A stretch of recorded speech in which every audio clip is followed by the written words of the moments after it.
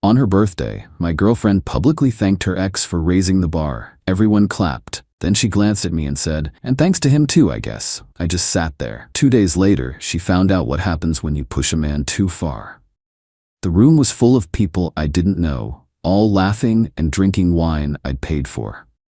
It was my girlfriend Charlotte's 30th birthday party, an event she'd been planning for months. The theme was vintage Hollywood, and she was playing the part of the starlet perfectly. I was just part of the scenery, the guy in the background, making sure the catering was refreshed and the champagne kept flowing. The climax of the evening was the toast. Charlotte stood in the center of the room, holding her glass high. Her best friend, a woman named Becca who always looked at me like I was something she'd scraped off her shoe, stood beside her, beaming. "I just want to thank everyone for coming," Charlotte began, her voice practiced and clear. "Turning 30 is a huge milestone, and I wouldn't be the woman I am today without the amazing people in my life." She went through the list. Her supportive parents, her wonderful friends. Then she paused for dramatic effect, her eyes scanning the crowd until they landed on a handsome, smug-looking guy near the back. "And I have to give a special thank you to my amazing friend, Derek," she said, her voice full of emotion. "My ex, yes, but also the man who truly taught me what I deserve in life. He raised the bar for what a partner should be, and I will be forever grateful for the time we had." The room erupted in applause. People clapped, some even whistled. Derek, the ex, gave a gracious little bow. It was a beautiful, moving moment, a perfect piece of public relations. Then, as the applause died down, Charlotte's eyes flickered over to me, standing by the bar. It was almost an afterthought, a brief dismissive glance. "And thanks to him too, I guess," she said with a little wave of her hand in my direction. A few of her friends tittered with laughter. The message was clear, delivered with the precision of a surgical strike in front of 50 people. Derek was the standard. I was the footnote. The guy who was good enough for now but not good enough to mention by name. I didn't react. I didn't flinch. I just stood there, my expression unchanged, and took a slow sip of my drink. My mind, however, was already in motion. A switch had been flipped. In my line of work, you don't get emotional when you're attacked.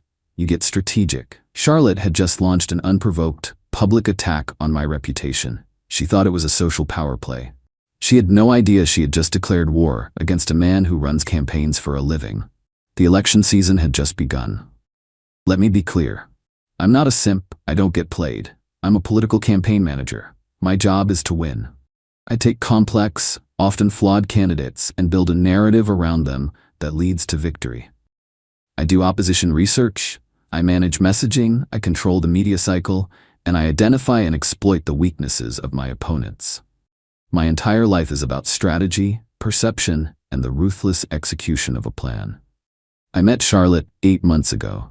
I had just come off the most brutal campaign of my career, a successful but soul-crushing Senate race that had left me completely burned out. I was in what I call an off-season. I needed a break from the high-stakes world of politics. I needed something simple. Charlotte was simple. She was beautiful, fun, and uncomplicated. I knew what she was about. Her life was funded by a small trust fund and a series of projects that never seemed to pan out. She was obsessed with her ex Derek, a man who came from old money and embodied the effortless success she craved. I saw all the red flags, her constant name-dropping, her casual materialism, her need for public validation. But I wasn't looking for a life partner. I was looking for a temporary distraction, a low-stress personal project while I recharged my professional batteries. I was clear with her from the beginning. I told her I wasn't looking for anything serious, that I was just getting back on my feet after a demanding job. She agreed.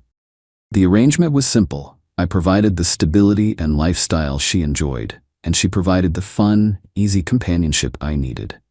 It was a mutually understood short-term contract. The problem is, she started to see the arrangement as a permanent position, and her performance, as demonstrated at her birthday party, had become unacceptable. She hadn't just insulted me. She had publicly defined me as inferior. In the world of campaigns, that's a narrative you have to kill before it takes root.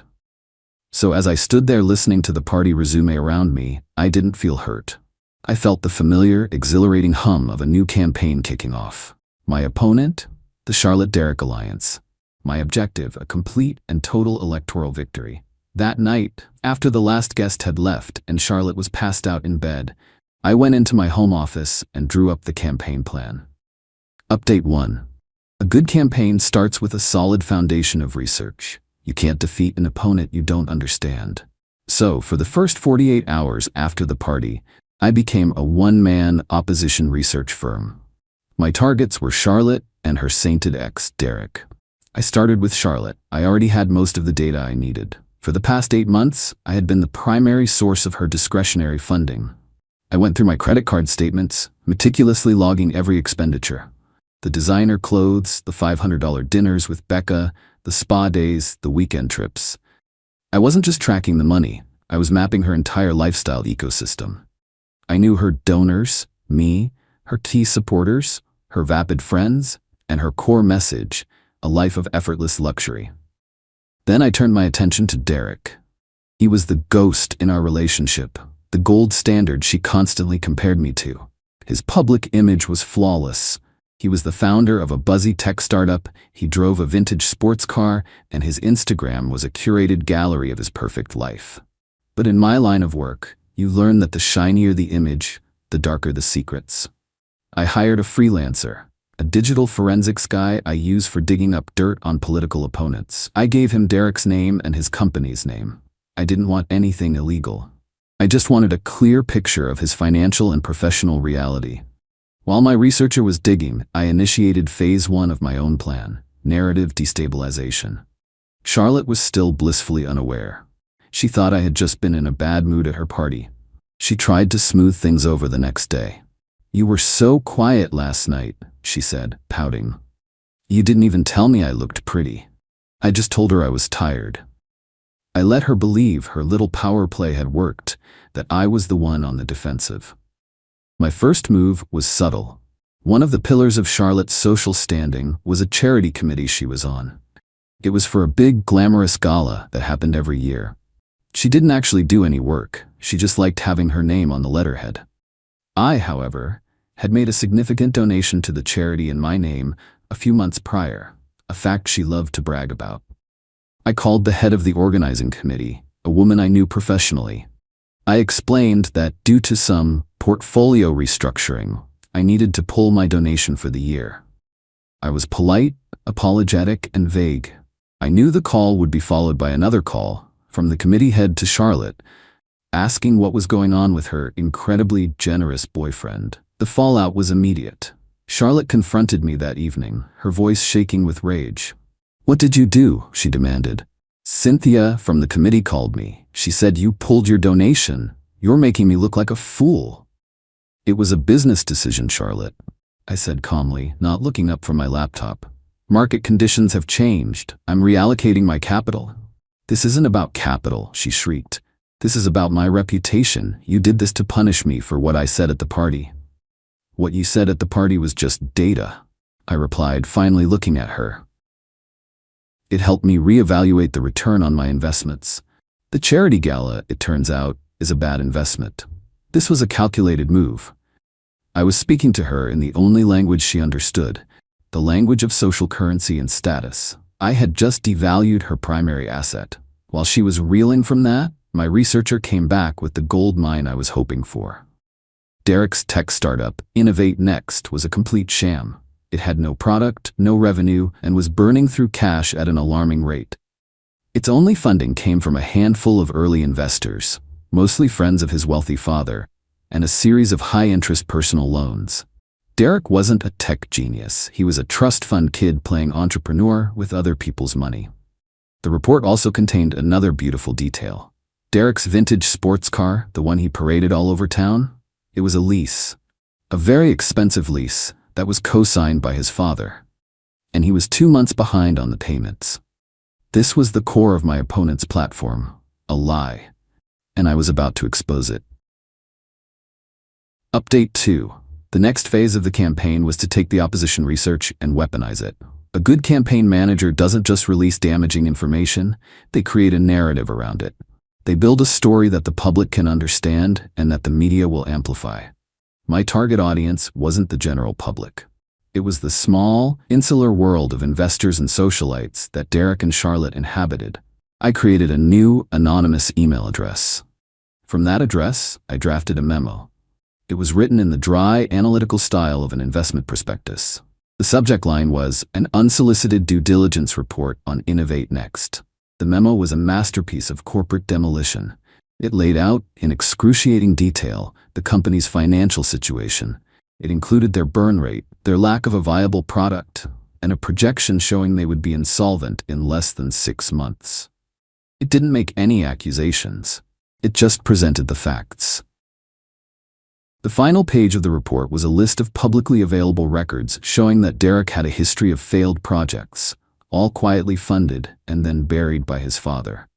I sent this memo to 3 people: Derek's father, the lead investor in his company, a man known for his ruthless business practices, and a well-known local business journalist who loved a good story about a failing startup.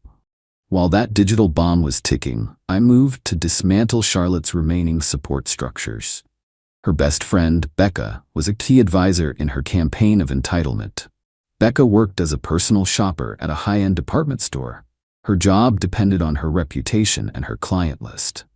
I knew from listening to their conversations that Becca had a habit of borrowing clothes from the store for a weekend and then returning them on Monday.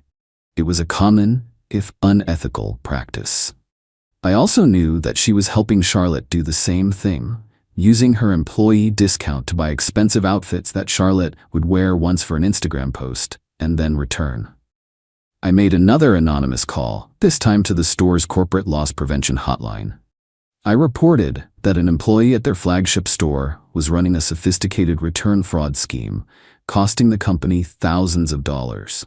I provided Becca's name, and I suggested they review the security footage and inventory logs for the past 6 months, paying close attention to high-value items that were returned on Monday mornings. With both of my primary opponents targeted, I just had to wait for the system to do its work. The first explosion came from Derek's camp. The business journalist ran a story a few days later, a brutal takedown of Innovate Next, calling it a vanity project and a case study in millennial entitlement. The lead investor, furious that he'd been misled, pulled his funding and threatened to sue.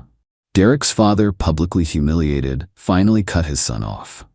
Derek, in a panic, called Charlotte, presumably for support, but Charlotte was dealing with her own crisis. Becca had been fired from her job. The store had indeed reviewed the security footage and found a mountain of evidence. She was not only fired, but the store was also pressing charges for theft. Becca, in her own panic, had immediately blamed Charlotte, telling the store that Charlotte had pressured her into it. The two of them were now locked in a bitter war, accusing each other of being the mastermind. Charlotte's world was imploding. Her social status was gone, her best friend was now her enemy, and her perfect ex-boyfriend was revealed to be a fraud. She was in a free fall, and she still hadn't realized I was the one who had cut her parachute. She came to me a week after the story about Derek broke. She was crying. Her whole life was falling apart. Derek had dumped her, saying he needed to focus on his problems and that she was a distraction. Becca was threatening to sue her. She was a social pariah. "I don't understand what's happening," she sobbed, sitting on the edge of our couch, my couch. "It seems like you're experiencing some market volatility," I said, my voice calm. She looked at me, her eyes full of confusion. Can I just stay here for a little while?" she asked, her voice small. "I have nowhere else to go." "No," I said. "Our contract has expired. It's time for you to find a new position." I handed her a box. "I took the liberty of packing some of your things." She was officially on her own. Final update: it has been a month since I initiated the campaign. Mel, the final results are in, and it was a landslide victory. After I told her to leave, Charlotte had a complete meltdown. She had no money, no friends, and no prospects. Her parents, who had always enabled her, were dealing with the financial and social fallout from Derek's public implosion and couldn't support her in the style to which she was accustomed. She tried to launch a smear campaign against me. She and what was left of her friend group tried to brand me as a cruel, hot, heartless monster who had abandoned her in her time of need. But they had no platform. Their social circles were in ruins. And more importantly, I controlled the narrative. I executed one final move. I gave an exclusive, off-the-record interview to the same business journalist who had exposed Derek. I framed it as the story of a successful private man who had been targeted by a group of social climbers, only to uncover a web of fraud and deceit. I didn't name Charlotte, but the details were so specific that anyone who knew the situation knew exactly who I was talking about. The story painted me as the victim who had smartly extricated himself from a bad situation. It was the perfect counter-narrative, and it inoculated me from any of her attacks. 2 days after that story ran, Charlotte showed up at my door. She wasn't angry anymore. She was just broken. She was sobbing, begging me to take her back, saying she had made a terrible mistake. I let her say her piece. When she was done, I just looked at her. "You haven't made a mistake, Charlotte," I said. "You've run a terrible campaign. Your strategy was flawed, your messaging was inconsistent, and your key supporters were unreliable. You chose the wrong opponent." She just stared at me, the final, horrifying realization dawning in her eyes. "This was you," she whispered. "All of it. The story, Derek, Becca, it was all you." "I manage campaigns," I said, my voice as cold and flat as a tracking pole. "You publicly attacked my character. I treated it as an in-kind donation to my own campaign. I used your attack to launch a counteroffensive. You thought we were in a relationship. We were in an election, and I never, ever lose." I closed the door. That was the last time I ever saw her. I heard from a mutual acquaintance that she had to move back home with her parents. Her trust fund ran out, and she's now working as a receptionist at a dentist's office. Derek is facing multiple lawsuits from his former investors. Becca is still dealing with the legal consequences of her return fraud. My revenge wasn't about yelling or screaming. It was about strategy. It was about taking the tools of my trade and applying them to my personal life. She saw me as a boring, stable provider, a footnote in the story of her glamorous life. She failed to understand that the quiet guy in the back of the room is often the one running the entire show. She thought she was the candidate. She never realized she was just the opposition. And the opposition never stood a chance.